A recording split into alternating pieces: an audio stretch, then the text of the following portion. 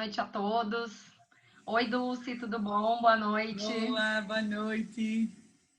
Estamos começando hoje o 7º episódio do nosso Quartas Excepcionais. E o tema de hoje promete. Vamos abordar alguns, porque realmente os pontos polêmicos são inúmeros, mas alguns aspectos atinentes ao artigo 942 do Código de Processo Civil, a chamada técnica de julgamento ampliado. Esse foi o tema da dissertação de mestrado da Dulce, pela Universidade Católica de Pernambuco, e assim, ela, enfim, tem muito o que falar sobre esse tema. Eu vou aí dar os meus pitacos, mas eu estou muito feliz que eu sei que hoje ela vai dar show e a discussão vai ser empolgante, viu? Porque já fizemos uma prévia aqui e acho que a gente não concorda em quase nada, né, Dulce? Exatamente, vai ser complicado hoje. Bem, hoje a gente pensamos aí, depois de muito peneirar, 3 pontos. A Dulce vai começar tratando todos eles e depois eu vou fazer algumas considerações e ela... Eu acho, Ive, só uma pausa, eu acho que a gente pode fazer assim, eu falo e você fala do mesmo ponto, o que é que você acha? Porque aí as pessoas já vão acompanhando. Quando eu falar da natureza, você fala logo em seguida, pode ser? Sim. Mas eu ia só dar o sumário do que a gente ia falar hoje. Certo. Pode ser? Isso. Tá, deixa eu ajeitar aqui. Vamos lá, então. Hoje nós peneiramos aí várias questões e conseguimos filtrar 3 pontos para debatermos hoje. O primeiro deles diz respeito à natureza jurídica dessa técnica, o que é uma técnica, se é uma técnica. O segundo ponto diz respeito à abrangência do que pode ser julgado pelo órgão colegiado, enfim, ampliado. E o terceiro ponto, e aí a gente já entra num aspecto mais prático, uma questão até recentemente decidida pelo STJ, pela terceira turma do STJ, é a possibilidade de aplicação do 942 quando a divergência se dá em embargos de declaração opostos contra acórdão de apelação. Porque, como a gente sabe, o 942 ele prevê a possibilidade de aplicação desse julgamento ampliado quando há divergência no julgamento da apelação, porém é silente, pelo menos expressamente, com relação aos embargos de declaração. O STJ, enfim, num julgamento que não foi unânime, decidiu pela possibilidade de aplicação do 942 no julgamento de embargos de declaração, havendo divergência, e independente do resultado dos embargos, se com efeito modificativo ou não, e esse é o nosso terceiro ponto de discussão.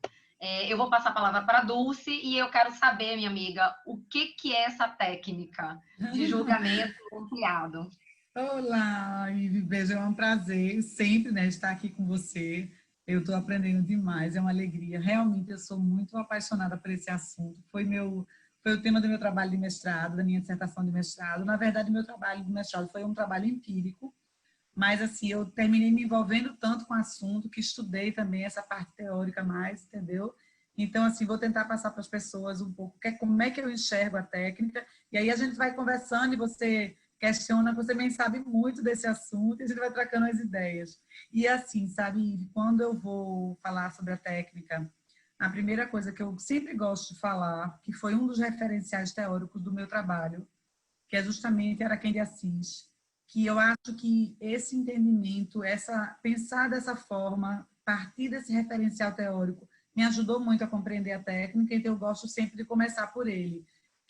A gente sabe, né, que a técnica realmente, no projeto do CPC, ela ocupou um espaço deixado pelos embargos infringentes, mas, segundo Araquém de Assis, e esse foi um dos referenciais teóricos do meu trabalho, um dos piores defeitos na interpretação da lei nova consiste em inculcar-lhe sentido idêntico ao da lei velha.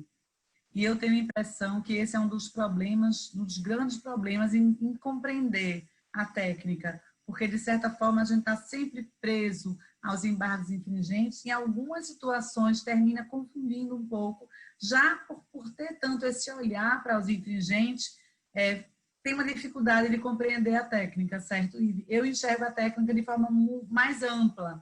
Os embargos infringentes, ele tinha aquela coisa do voto vencido, a técnica que assim, a gente não vai debater aqui toda a evolução de como ela surgiu, entrou na Câmara, mas assim, é só falando um pouco, ela veio nesse espaço pelos infringentes, mas eu enxergo com outro interesse subjacente. Então, como é que eu enxergo a técnica? Essa técnica é o quê? Ela seria um recurso, seria um incidente processual, ou seria uma simples técnica de julgamento, uma regra de julgamento? Como eu já falei, não existe de confundir o 942 com os embargos infringentes, entendeu? Então, de fato, ela é um recurso. Na doutrina, o professor Eduardo Costa já chegou a defender que ela seria um recurso, mas depois ele mesmo mudou esse posicionamento, entendeu? Enxerga a técnica como um prolongamento do julgamento. Há quem defenda que essa técnica seria um incidente processual. Sendo bem honesta com você, Ive, eu defendo que a técnica ela é uma regra de julgamento, e aí eu vou explicar porque é que ela não é um recurso, ela é uma regra de julgamento, ela é uma técnica mesmo de julgamento. Já até li alguns julgados do STJ que para ela mais ou menos como se fosse uma sustentação oral. É uma regra de julgamento na minha visão. Isso tem repercussões também na questão do direito temporal, como aplicá-la. Então, eu enxergo a técnica como uma regra de julgamento. Com relação a ela ser um incidente processual, que há quem defenda que ela seja, eu tenho minhas dúvidas se seria, mas aí talvez você também possa manifestar aí o que é que você acha e a gente vai juntando esses posicionamentos, entendeu? Então, não sei se ela seria um incidente processual, foi um assunto que eu queria estudar mais a fundo, não estudei na dissertação, por ser um trabalho empírico, mas tenho minhas dúvidas em relação a isso, por isso que eu defendo que ela é uma regra de julgamento. Por que é que ela não é um recurso, na minha visão? Ela não é um recurso porque não tem voluntariedade, porque não existe uma decisão recorrida, porque o julgamento não foi concluído, porque não foi lavrado um acórdão, pelo princípio da taxatividade. Então, a técnica não é recurso, tá? E o STJ também terminou seguindo esse entendimento de que ela seria uma técnica de julgamento, né? E é assim que eu enxergo a técnica, Ive. Você pode falar um pouco como é que você enxerga, mas dentro dessas três opções, eu enxergo como uma regra de julgamento. O que você acha disso? Então, vou abrir divergência. Vamos começar a Começou. aplicar, vamos aplicar o 942 no nosso vídeo Bora, hoje, vamos. em diversos pontos que a gente for tratar. Concordo plenamente com você que não há que se confundir o julgamento ampliado com um recurso, muito menos com os finados embargos infringentes, por todas as razões que você já colocou. Não tem taxatividade, não tem voluntariedade, não há uma decisão para ser recorrida, enfim, até porque a parte não tem ingerência alguma sobre isso. Então, assim, com certeza não é um recurso. Com relação a esse termo que a doutrina emprega, e acho que você chegou a empregar no seu trabalho também, com relação à técnica de julgamento. Por que esse nome técnica me causa tanto desconforto e por que eu acho que a gente não deveria chamar dessa forma? Técnica não é uma categoria procedimental. Então, assim, quando a gente estuda o procedimento, enfim, a gente tem categorias dentro da dogmática processual para que a gente possa enquadrar os institutos. Então, assim, a apelação é um recurso. Enfim, a contestação é uma defesa. Então, assim, você tem categorias de procedimento. E técnica, na verdade, não é uma categoria de procedimento. E aí eu vou me socorrer do professor Haroldo Plínio Gonçalves, ele é professor da Faculdade Federal de Minas Gerais, e ele tem um livro chamado Técnica Processual e Teoria do Processo. E assim, ele traz de uma forma muito clara e ao mesmo tempo muito substancial, como é peculiar do professor, o conceito de técnica. E eu até, enfim, peço vênias aqui para poder ler.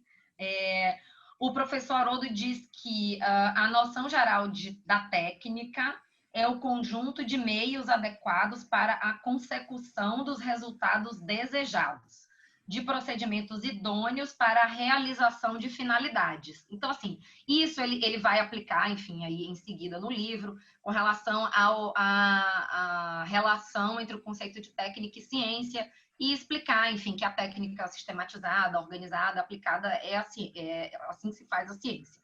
Só que, assim, então, o que a gente vê é que a técnica é um conjunto de procedimentos para se chegar numa finalidade. Então, assim, já dá para ver que não é categoria do procedimento. Então, Entendi. eu não me sinto confortável, não concordo com essa denominação técnica. E por que enfim, essa figura sui generis aí, no meu entender, deveria ser classificada como um incidente? Eu, inclusive, como já comentei com você, Dulce, eu e o Júlio Rossi, a gente está até escrevendo sobre um dos pontos que a gente vai tratar hoje, sobre o terceiro ponto, e vai sair, até publicado na semana que vem, na coluna Garantismo Processual, e um dos pontos que a gente debateu bastante foi com relação à natureza do instituto previsto no artigo 942. E, realmente, a gente debateu sobre o conceito de incidente e como que a gente consegue vislumbrar aí uma acomodação desse instituto no conceito de incidente. E por que seria um incidente? É um incidente de julgamento, ou seja, o incidente ele sempre tem aquela natureza prejudicial, ou seja, uma questão surgida e que ela é necessária de ser enfrentada para que você consiga concluir, e aí no caso de incidentes clássicos como ação declaratória incidental, incidente de falsidade, as antigas, né, exceções de impedimento, suspeição, incompetência, enfim, você precisaria decidir essa questão para se chegar no julgamento do mérito, ou, enfim, da ação ou do recurso. Então, assim, ela é uma questão surgida, só que não no curso do procedimento, e sim no momento do julgamento.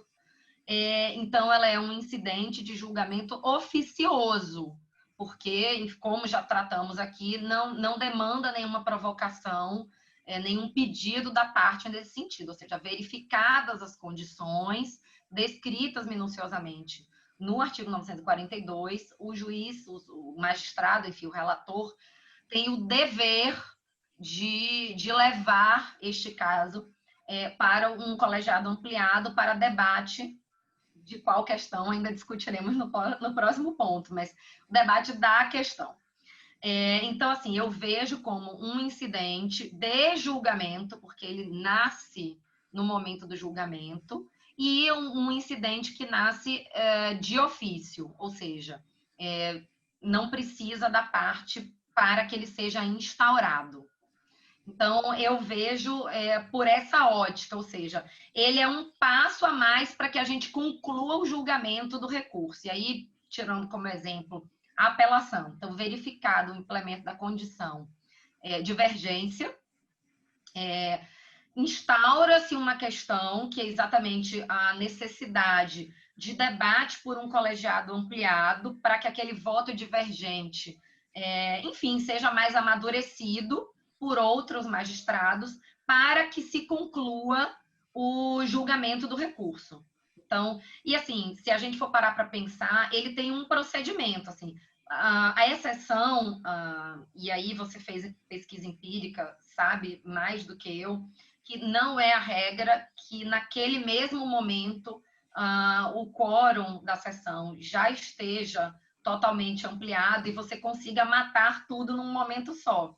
Então, assim, pelo menos aqui no Rio, tanto o TRF quanto o TJ, e eu também já tive uma experiência no TRF da primeira região, existe um outro momento. Então, assim, o julgamento é interrompido, a reinclusão nessa outra, enfim, como se chame, a sessão, ou nesse órgão mais amplo, depende de publicação prévia, e existirá um novo momento para sustentação oral das razões pelas partes. Então, assim, é um procedimento dentro do procedimento. Isso tem totalmente a característica de um incidente processual. Você tem um procedimento para que se chegue ao resultado final, que é julgamento, conclusão do julgamento do recurso. É isso que eu penso, por isso que eu defendo que tem natureza de incidente. Entendi. Quando eu estudei isso, até inclusive, Ive, quando eu fazia o meu trabalho de mestrado, no TJPE, o procedimento existia, as câmaras eram compostas de 3 julgadores só, então tinha convocação. Hoje é que não tem mais, hoje realmente as câmaras lá são com 5 julgadores, mas na época eram com 3. Mas, assim, um dos aspectos que eu não consigo enxergar como incidente é justamente ela não depender de nenhuma provocação, sabe?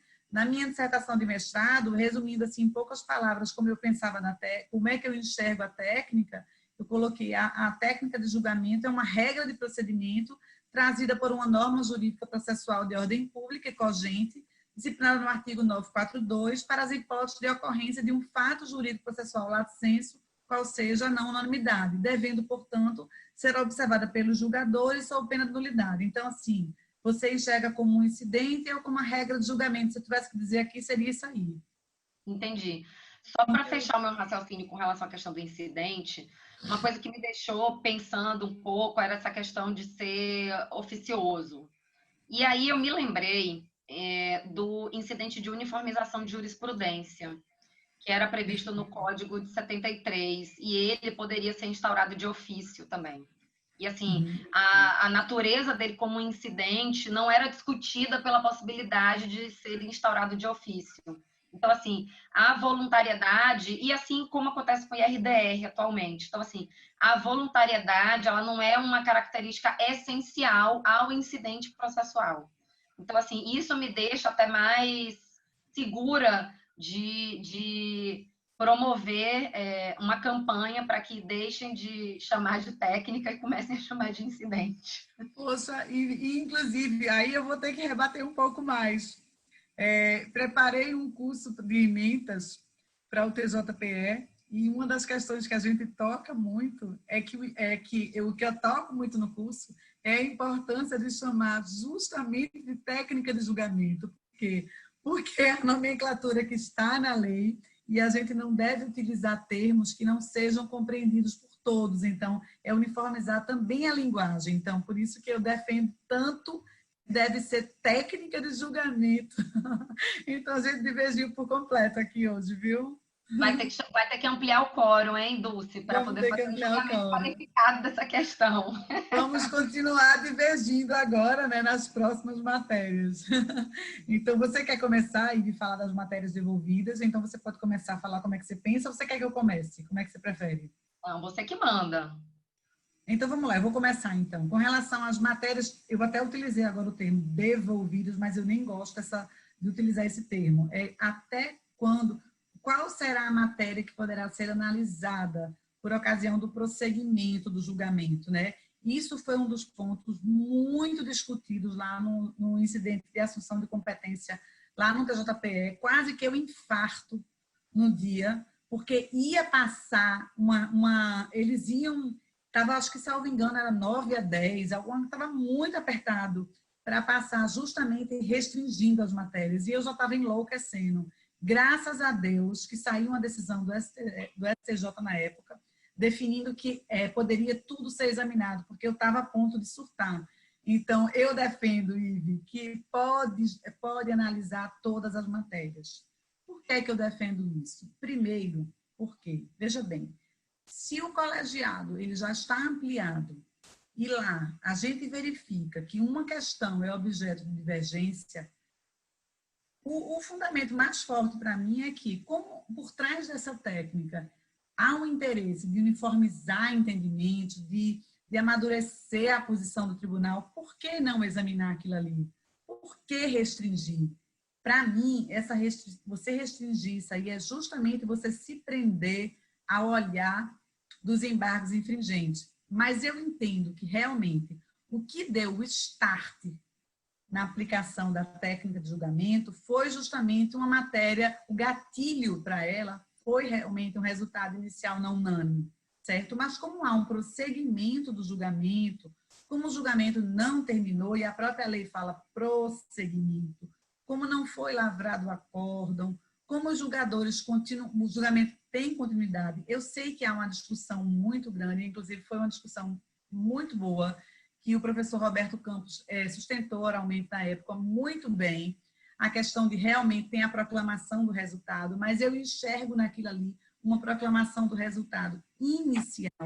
Então, na minha ótica, como prosseguimento, o julgamento teve prosseguimento, não foi lavrado acordo, analisando o artigo 941, que possibilita que todas as questões sejam discutidas ainda até o final, e mais ainda essa questão de é muito importante examinar quaisquer divergências que surjam naquele julgado. Eu acho que devolve tudo, devolve não, eu tenho mania de dizer, mas assim, devolve não, é possível examinar tudo, não há que se falar em efeito devolutivo, porque a gente não está diante de um recurso, entendeu? Então, a minha opinião é essa, Ívia, que é uma possibilidade de realmente, no TJPE foram firmadas 2 teses, graças a Deus, foi nesse sentido.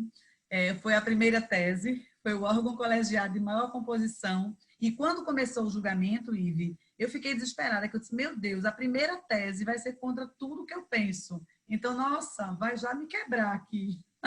Ainda bem que passou, mas o órgão colegiado de maior composição, para o qual foi deslocada a competência para julgar, eles analisaram isso tanto pela ação rescisória como pela apelação. Então, esse órgão ele pode analisar tudo. Tem uma questãozinha aí que é delicada, que é quando um julgador, imagina que começou o julgamento, e aí um dos julgadores ele se afasta, e aí o outro não vai poder reexaminar, mas assim, a gente não vai entrar nessa discussão, outro encontro a gente fala, mas é uma situação que você não pode mais mudar o seu voto, e aí fica um pouco restrito ao exame, mas assim, a princípio, penso que tudo pode ser reexaminado, questões preliminares superadas, assim, então, que já passaram, toda matéria que vier ali poderá ser analisada pelo colegiado, essa é a minha opinião, viu? Aí você fala um pouco a sua e a gente vai conversando e eu vou divergir. Bem, assim como o nosso ponto anterior, eu começo concordando e depois vou abrir a divergência. Então, começo concordando com você que a gente não deve falar no termo matérias devolvidas ou devolutividade, porque a gente não está falando de recurso. Porque a devolução pressupõe voluntariedade, ou seja, só se devolve o que se quer, o que a parte quer que seja devolvido. Ainda que, enfim, eu ainda vou falar um pouquinho daqui a pouco, quando a gente fala em efeito translativo, a gente fala em devolução sem vontade, mas aí isso fica mais restrito a matérias cognoscíveis de ofício. Você falou aí no nosso querido amigo Roberto Campos Gouveia Filho, presidente da BDPRO, e é exatamente o entendimento que ele sustentou no julgamento, foi de um IAC, não é isso, Dulce? Foi, exatamente. E o entendimento que ele... Quando o Roberto começou a falar, eu digo, ai meu Deus, mas eu defendo o contrário. Os argumentos que o Roberto sustenta, ele escreveu um artigo que saiu publicado no Empório do Direito, o artigo chama... Perfeito. O problema da extensão do julgamento prevista no artigo 942 do CPC em relação às questões que, à unanimidade, já foram deliberadas. E, assim, o Roberto, na minha opinião, e aí eu sigo integralmente o que ele defende, e eu acho que ele tem um raciocínio muito linear, muito consistente. Primeiro, ele parte do conceito de capítulos da decisão judicial. Então, assim, o capítulo, e aí é um conceito, enfim, de uma certa forma unânime na doutrina, e até já falamos sobre isso em outro vídeo. O capítulo é aquela parte da decisão que pode ser autônoma por ela mesma. Então, assim, em um julgamento, o órgão colegiado julga em grupo vários capítulos. Então, assim, supondo que numa apelação, mas enfim, poderia ser uma ação rescisória, só para a gente não ficar repetindo uma apelação, mas enfim, você tem aí na apelação, você tem uma questão preliminar, tem uma questão aí de nulidade da sentença por cerceamento de defesa, por exemplo. E no mérito, você tem uma questão prejudicial, enfim, nulidade ou não de um determinado contrato, e depois a caracterização de responsabilidade, o consequente dever de indenizar. Dei um exemplo aí onde você consegue ver claramente 3 capítulos autônomos. de um futuro acórdão.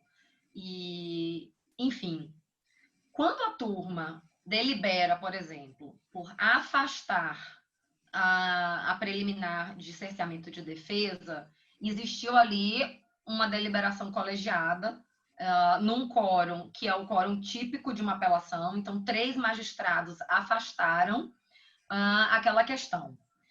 E, enfim, na matéria seguinte, os 3 magistrados, no capítulo seguinte, deliberaram a unanimidade por dizer que aquele contrato era válido. E, no final, ao se deliberar se existe ou não responsabilidade e dever de indenizar, um deles disse que não teria, e os outros que sim.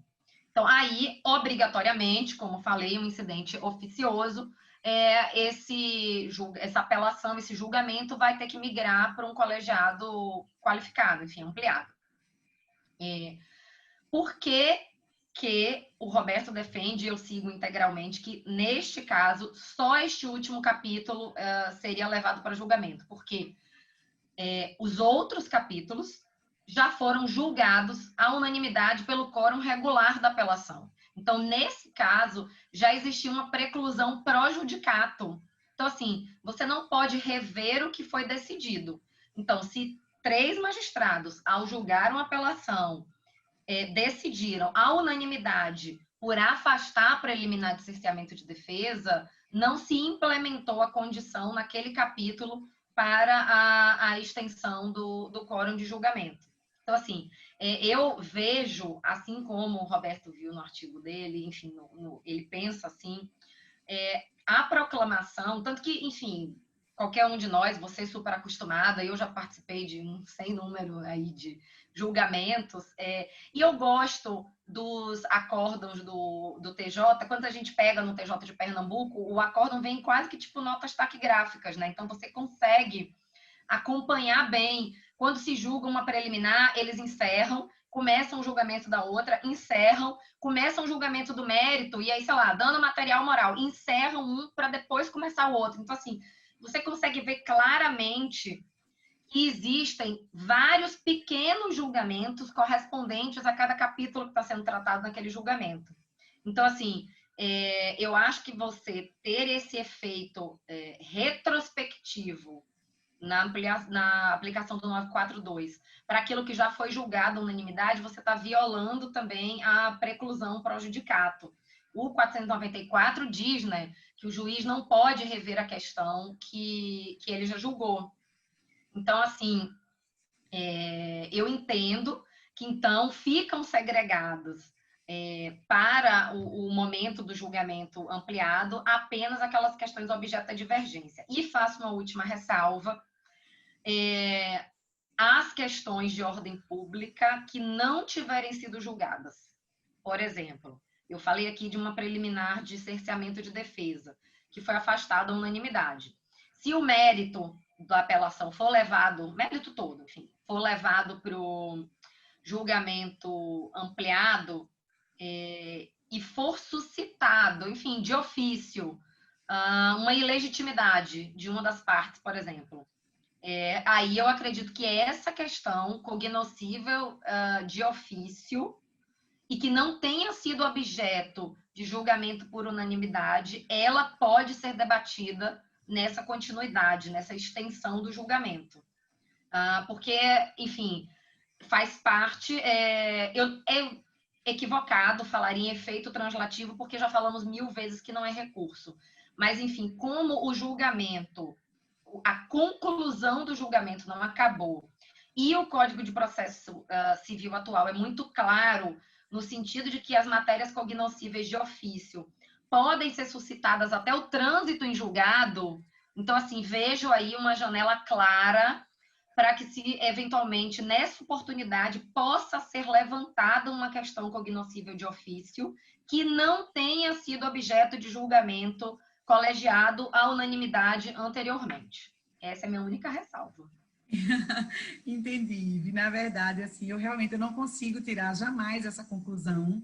Eu acho, inclusive, que restringir essa análise, ela compromete o Instituto, ela compromete a função mais importante da técnica, que é justamente de ampliar o debate, de e de conseguir superar eventuais divergências ou questões pouco mal resolvidas naquela Câmara.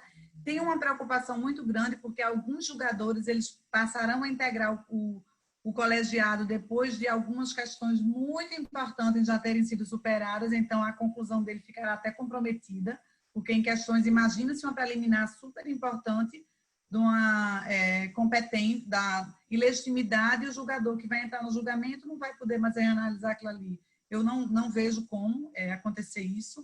Tem essa questão de comprometer o Instituto, né? E eu acho que o resultado, aquela proclamação do resultado, que até poder realmente há uma discussão para qual é a função daquilo ali, se eu for pensar como eu penso, mas eu acho que é uma proclamação inicial do resultado. O próprio artigo 942 fala resultado inicial.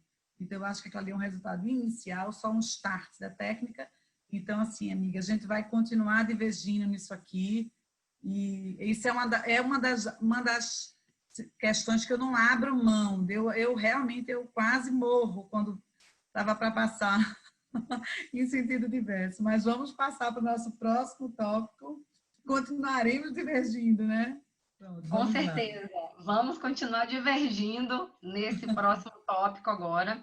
E o tópico, acho que ele merece, né, Dulce, uma abordagem específica com relação principalmente à decisão recente do STJ, no julgamento do recurso especial 1833497 de Tocantins.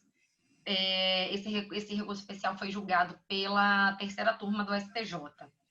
E, rapidamente, sem adentrar muito nos pormenores do caso, a questão controvertida aqui era a seguinte: houve o julgamento de uma apelação, à unanimidade, a parte sucumbente opôs embargos de declaração, e nesses embargos de declaração houve divergência, conquanto o julgamento tenha sido, enfim, a maioria tenha votado para manter o entendimento firmado na apelação. Ou seja, no final das contas, o entendimento da apelação foi mantido, mas houve divergência no momento de julgamento dos embargos. E não foi... a parte chegou a embargar de novo para pedir a aplicação do 942 e os embargos foram rejeitados. E essa questão foi para o STJ e, por maioria, com o voto vencedor do ministro Belize, a terceira turma decidiu que deveria sim ser aplicado o 942 nesses embargos de declaração por ter havido divergência. E aí, enfim, o voto é todo construído em cima dos efeitos substitutivo e integrativo do julgamento dos embargos de declaração. Teve voto divergente da ministra Nancy Andrighi, voto com o qual eu me associo, mas como a Dulce tem aberto os trabalhos aí em cada uma das nossas questões, eu vou passar a palavra para ela e provavelmente, já imagino que ela vai defender o voto do ministro Belize. E, Dulce, a palavra está com você.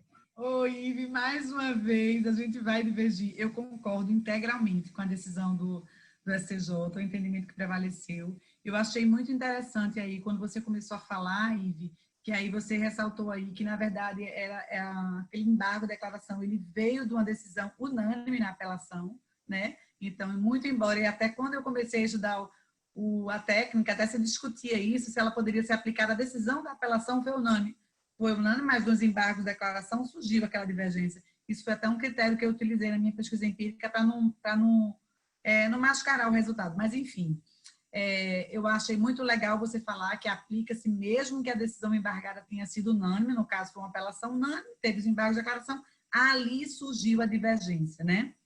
Então, de fato, o artigo 942 não traz a possibilidade de aplicação da técnica e embargo de declaração expressamente, mas doutrina e jurisprudência admite, então é possível, porque não sei se ainda há quem defenda que não é possível aplicar a técnica em embargo de declaração, mas na época do meu mestrado tinha, e era muito forte isso aí, inclusive. Então, você defendia, então, tinha esse entendimento que não era possível, eu sempre defendi que era possível, até porque eu sempre defendia o quanto mais aplicar a técnica, melhor, por conta do que eu enxergo por trás dela.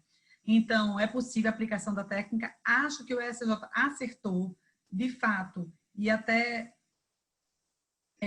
julgado um recurso de apelação, se a parte opõe embargo de declaração, a gente tem que analisar se esse embargo de declaração foi conhecido, e aí eu vou ter, ele tem possibilidade de ter um efeito integrativo, ele vai operar o efeito substitutivo, uma vez conhecido, haverá o efeito substitutivo. Então, pouco importa na minha ótica se os embargos foram rejeitados ou não.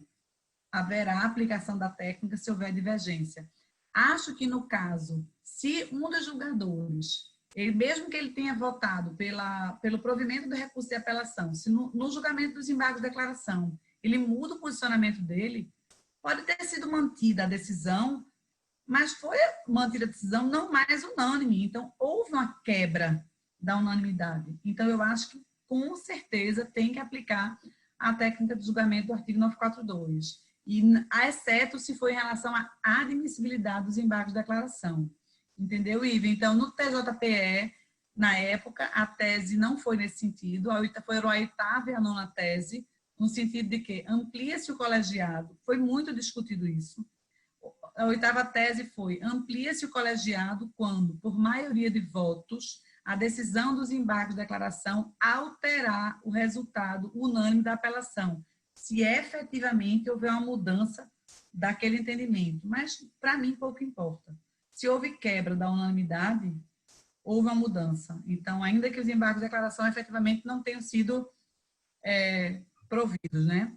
E teve também a 9ª tese, que é não incidirá o artigo 942 quando o provimento majoritário dos embargos de declaração em nada alterar o conteúdo do ato judicial. Foi um dos pontos mais debatidos. Não é o ponto que eu aposto ser o mais complicado da aplicação do 942, porque eu acho que o mais complicado será em embargo em agravo de instrumento.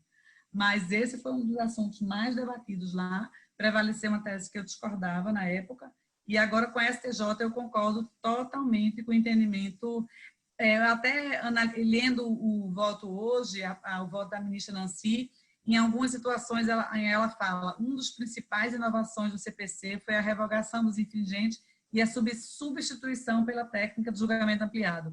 Eu acho que essa coisa de ficar preso a essa substituição termina refletindo um pouco na análise dessas questões, sabe, Ive? Mas a minha posição é essa, eu penso que está corretíssima a decisão do STJ.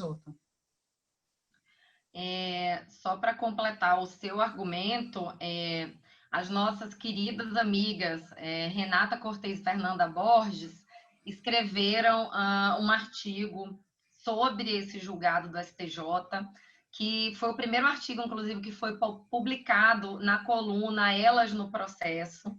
Perfeito. Nosso querido grupo que apoia, inclusive, o nosso Quartas Excepcionais. E na mesma linha, na verdade, que você já colocou aí muito bem, eu vislumbrei aí 2 argumentos que elas colocaram aí, que deram ênfase, né, para defender o entendimento vencedor nesse julgamento.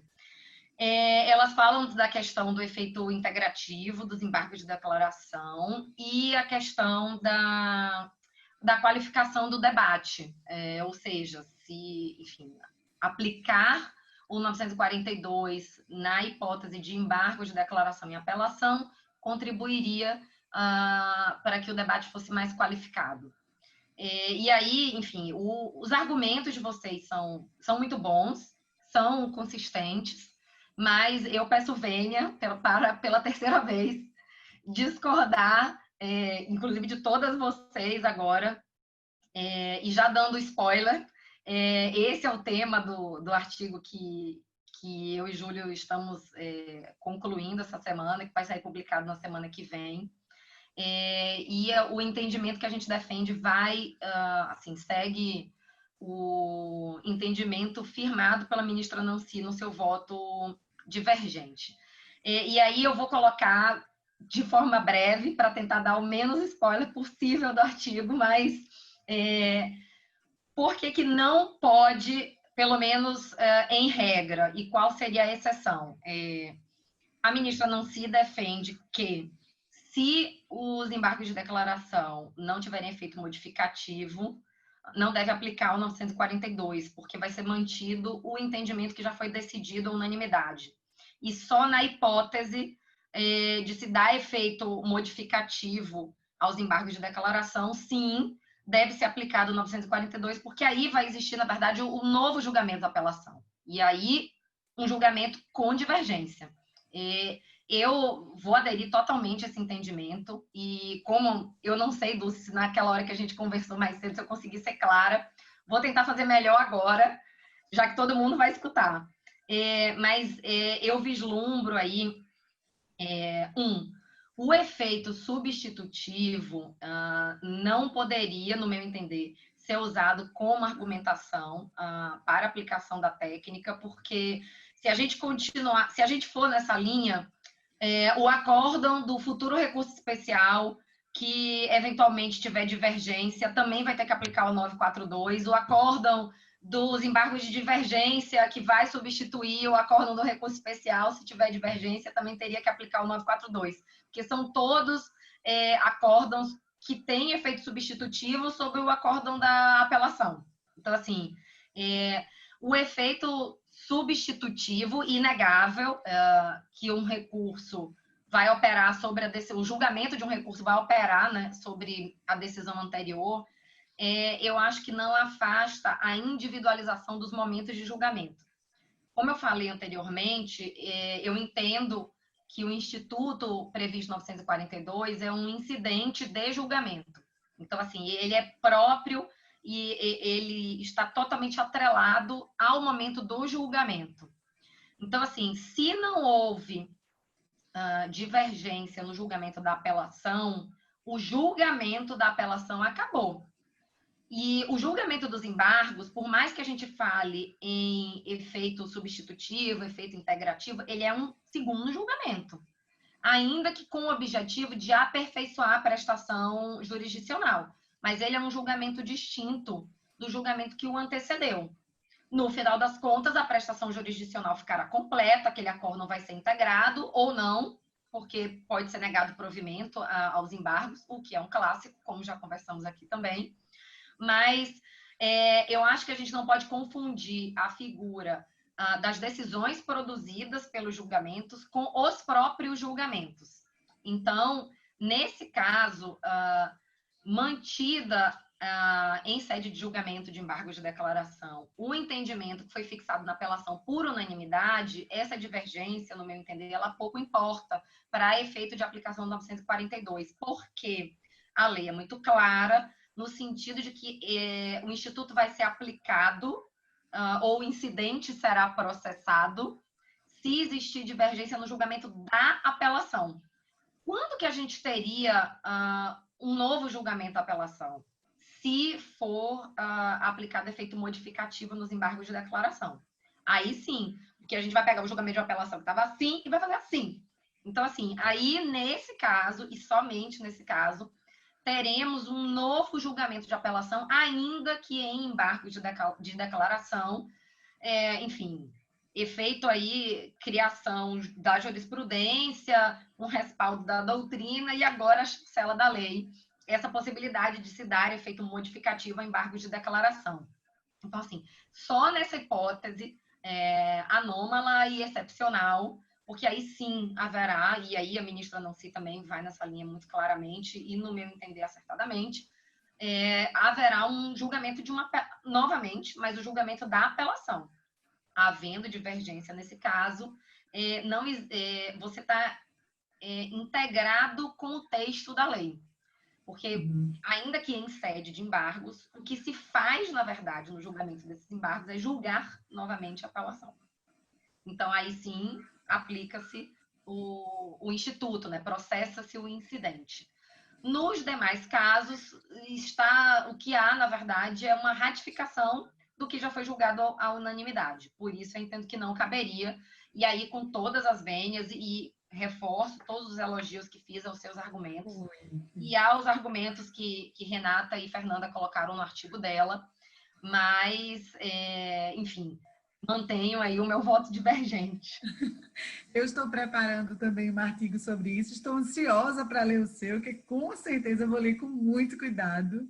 Eu sei que seu posicionamento também é um posicionamento muito de Júlia, muito comprometido, assim, eu sei que vocês são estudiosos, assim, então levam muito a sério isso, é muito importante você ter esse compromisso, né, essa seriedade no que você entende realmente. Mas, assim, eu continuo achando, e assim, minha preocupação é muito com a divergência, sabe? Então, assim, não, para mim, eu não vejo o menor sentido de eu manter uma situação, houve uma quebra daquele entendimento e eu manter a questão sem ser examinada, entendeu? Então, realmente, eu não consigo ceder a essa posição. Mas, assim, Ive, mas está sendo ótimo. E, para finalizar, eu acho legal a gente falar um pouco no enunciado 137 da segunda jornada de Direito Processual Civil, que a gente, mesmo sem se conhecer, estava na mesma sala, eu brigando loucamente pelo 942, e graças a Deus consegui aprovar o enunciado 137, que na verdade eu tinha idealizado ele de uma forma mais ampla, mas é um enunciado também importante, e na época dessa jornada, lá no TJPE, ainda havia quem entendesse que, mesmo que a apelação fosse julgada por 5, seria possível que os embargos de declaração voltassem ao quórum menor.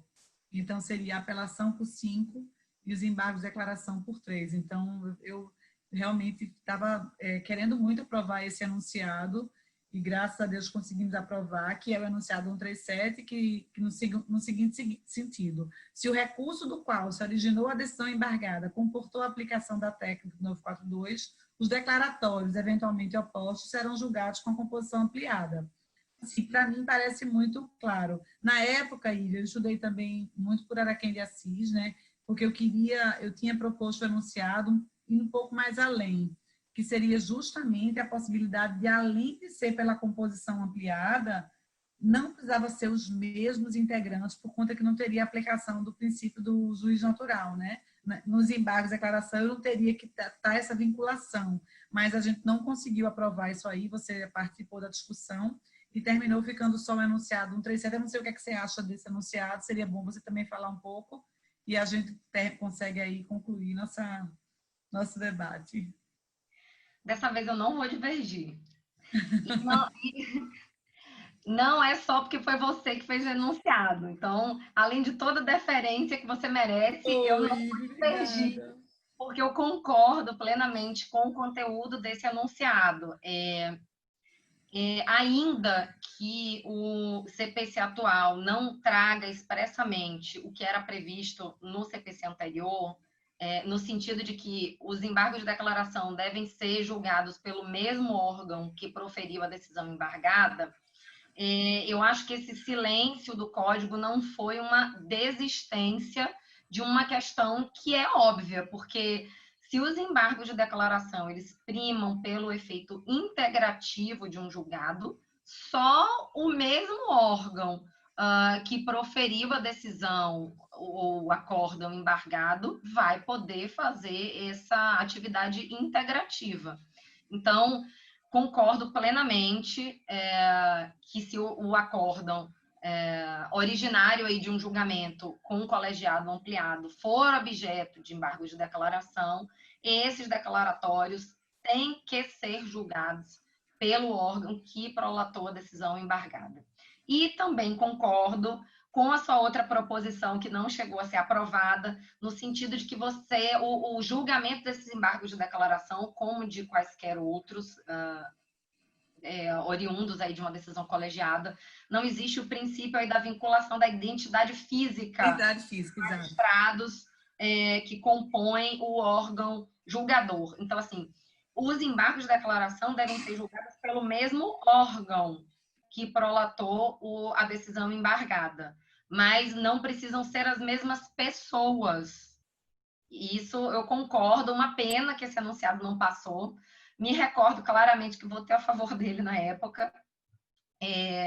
Mas, enfim, agora, nesse ponto aí, concordamos, hein, Dulce? Acho que vamos fechar bem Oi, maravilha. a Então, nossa conversa de hoje. mais Bateu um uma vez, eu tenho final que feliz. dizer que, graças a Deus, e assim, estou aguardando ansiosa o seu artigo, viu? Vou estudar muito, porque eu adoro estudar também o argumento contra, diferente do que eu penso. né, para poder a gente crescer. Sim, Então, porque aí a gente faz o nosso debate ficar mais qualificado, né? parece brincadeira, né, Ive? Mas a gente é amiga, a gente adora quando a gente consegue pensar igual, mas a gente também adora quando a gente sabe que vai divergir, né? Porque eu acho Fica isso muito emocionante. aqui para passar as posições. Mas, pessoal, agradeço a todos que estão nos acompanhando, né? E a você também por estar aqui comigo. É uma alegria enorme, uma grande companheira de Quartos Excepcionais. E vamos continuar aí juntas, né? Trazendo muitos assuntos legais. As pessoas podem, quem quiser mandar aí para o meu, se inscreva aí no canal do YouTube. E também, se quiser mandar alguma mensagem para o meu Instagram, Direito com Dulce Pontes, pode mandar e dar sugestão aí de tema, que a gente vai sempre colocar aqui, né, não, Ive? Boa noite a todos. Boa noite a você Isso mesmo, também. Dulce. Prazer, enfim, conversar com você, como sempre. Hoje o debate achei que foi muito bom. A gente conseguiu trazer várias visões aí de um tema super polêmico. Conseguimos trazer aí um referencial teórico bem qualificado, não só porque conhecemos todos, são todos muito queridos, mas porque também se dedicaram muito ao tema e merecem ser mencionados, ser estudados. Então, até a próxima, Daqui a na 15 próxima dias, né, estamos quinzena. juntas. Exatamente, estaremos juntas novamente e fiquem à vontade aí para fazer contato enfim, trazerem seus argumentos, suas ponderações, Críticas, sugerirem isso aí. temas. Até a próxima, pessoal. Até a próxima, pessoal. Boa noite a todos.